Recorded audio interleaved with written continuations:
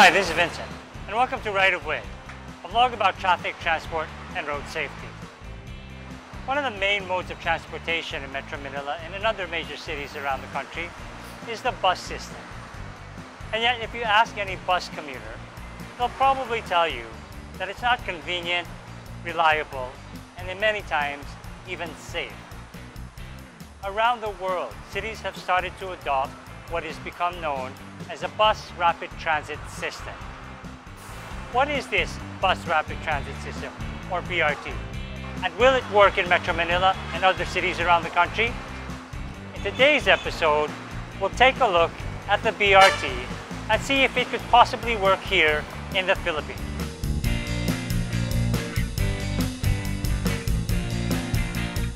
Today we're with Robbie C. We're going to talk a little bit about the BRT, or the Bus Rapid Transit. I'll ask Robbie to introduce himself and why he has a particular interest in the BRT. Good afternoon, Robbie. Hi, Vincent. Can you tell us a little bit about yourself, your background? Okay. I'm basically a development professional. I'm also a city and regional planner. And for the last 27 years, I've worked in international institutions. But through this time, I've had an interest in how we can improve mobility in the Philippines, especially in our major cities. One of the things that I've been sort of pushing, and you have, I'm sure as well, and a lot of the advocates for mobility, is an increase in public transportation. Right. I think the traffic alone, problem alone, cannot be solved if we look at it from a traffic problem. Yes. But if we look at it as a mobility problem, then there are many solutions open to us. And I think one of them is mass transportation. Definitely. One of the modes of mass transportation that's now being discussed, we're reading about it in the papers recently, is this thing called the BRT, or the Bus Rapid Transit. Can you tell us a little bit about that? Because as I understand it, my limited understanding of the BRT was it really grew out of a need in cities around the world where they're experiencing the same kind of problems we're experiencing, where the congestion on the roads was just reaching intolerable levels, where people were getting stuck in their cars for hours on end. And these cities needed to find a solution to that. And so the Bus Rapid Transit, as I understand it, was an attempt to address this problem. Tell us a little bit about what is a Bus Rapid Transit and a bit of its history. Okay, let me give you a little bit of the background. Well, today, Vincent, you have more than 160 cities around the world with Bus Rapid Transit in operation. And it moves today more than 33 million people. So it's an established form of mass transit. Now, it started in a city called Curitiba in Brazil in the maybe the late 80s, 1990s, and actually for a while very few cities caught on, but it started to take off when one city, Bogota in Colombia, actually adopted it as the main mode of mass transit, and it demonstrated that BRT could be high capacity. Okay, Robbie, tell us a little bit about how is the BRT laid out? So we talked about earlier, you were saying that the yellow bus lanes aren't going to work because precisely cars, vehicles are moving in and out of the rightmost lane, either to make a right turn off of EDSA or turning on to EDSA, or in and out of, let's say, commercial establishments along something like EDSA. So if the BRT isn't going to be in the yellow bus lanes, how is it going to be laid out? So let's look at how to make the buses move more efficiently. And it's really to give our buses the attributes of a train system.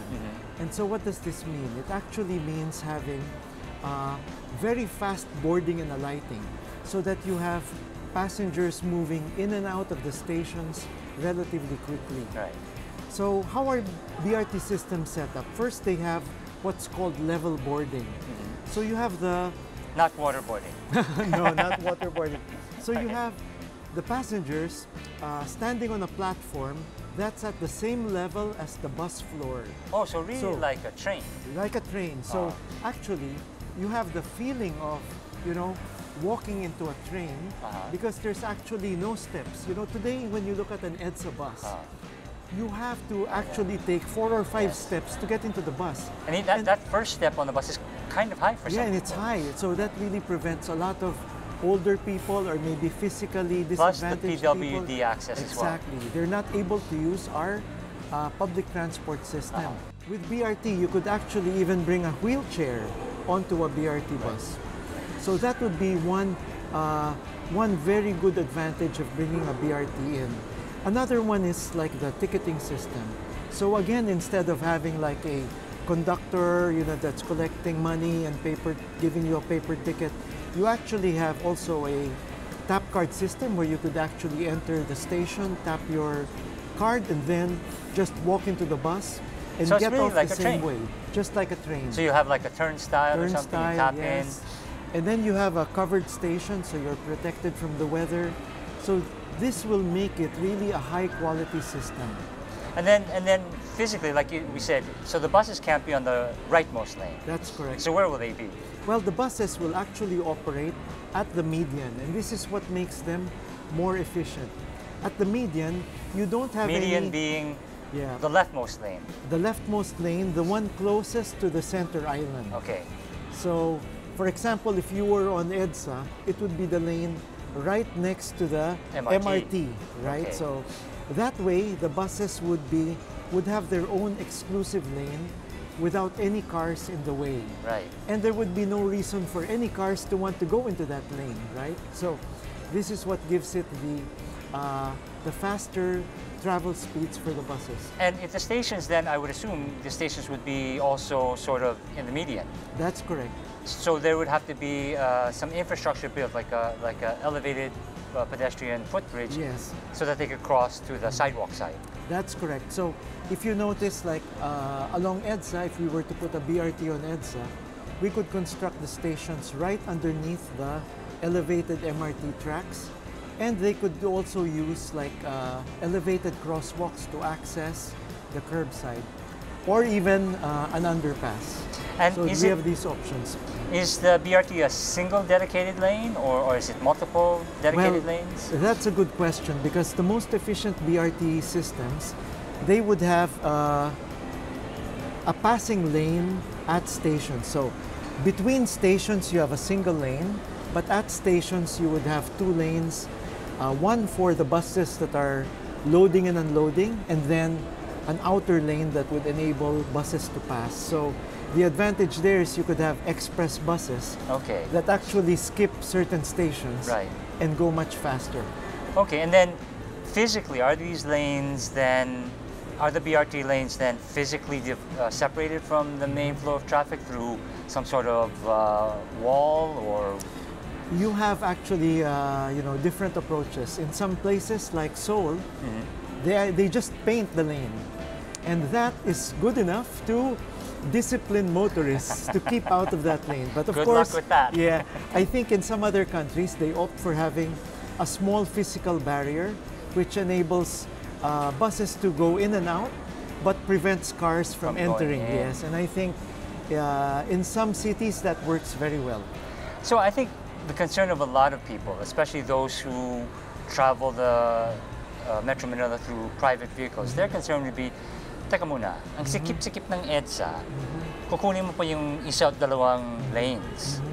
Paano yung mga kotse? So Yes. how do we address that concern? That's a very good question. Actually, what I can say as an urban planner is, BRT can be your best friend in terms of combating congestion. Because whether or not you have, an existing bus lane, what happens, with constructing a BRT is you enable public transport to go much faster than everyone else. And what this does is it enables what we call a shift in transport mode. Car users are going to say, look, if I took that bus, I could be home by now. You give car users the best reason to shift from taking a car and shifting to public transport. And that's really the virtuous cycle that you want. So on one hand, you know, by actually offering a efficient public transport option, you actually will see fewer cars in Using the the rest of roadway. using the roadway. You'd have many car users opting to shift to a more efficient public transport mode if they know that it'll take them home fast. So one of the things that people are saying more and more is, in order to address the congestion problem, we have to look at it as the problem is really to move people rather than vehicles. Yes. And with the BRT system, you're actually, because of its capacity, you're actually able to move more people using a BRT. Definitely. You know, just as an example, in a normal car lane that moves relatively efficiently, you would normally move about 2,000 people per hour. Okay. But you know, on a BRT lane, you could move, you know, over 30,000 people per hour in that direction, just by the sheer number of buses that could flow on that single lane. That's the advantage of having a high capacity vehicle moving as smoothly as a train. Now, this is where BRT delivers the benefits. Passengers would have shorter travel times and people would get sooner to their destination. So today, we know that an office worker living in Fairview has to travel more than 3 hours to go from Fairview to Ayala Avenue. A BRT bus would cut travel time by more than half. Instead of 3 hours, it would take you maybe 1 hour and 9 minutes using a BRT bus at the same cost. So we would really be giving people back their lives, you know. Someone who gets back, you know, almost 4 hours a day would really, you know, benefit from this. This is what the promise of BRT is. Okay, so it seems that the BRT is really a viable alternative in terms of mass transportation. And perhaps we have to just work on convincing some of our policymakers that this is the way to go. Yes, I think they don't need to look far. Actually, it's the fastest growing form of mass transit globally. And if you look at Asian cities, you know, in almost every major Asian city. For our audience, what are some of the major Asian cities that are using BRT? Well, you know, Seoul, Hanoi, you've got also Ahmedabad in India, you've got Guangzhou in China. And then it's widely used in Latin America as well. In Latin America as well. Okay, well thank you very much, Robbie, for explaining to us the BRT system and how it works.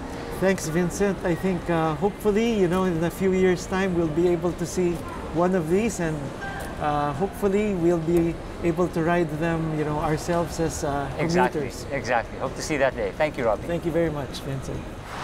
The BRT isn't a magic wand that's going to solve our traffic and mobility problems with a wave of a hand.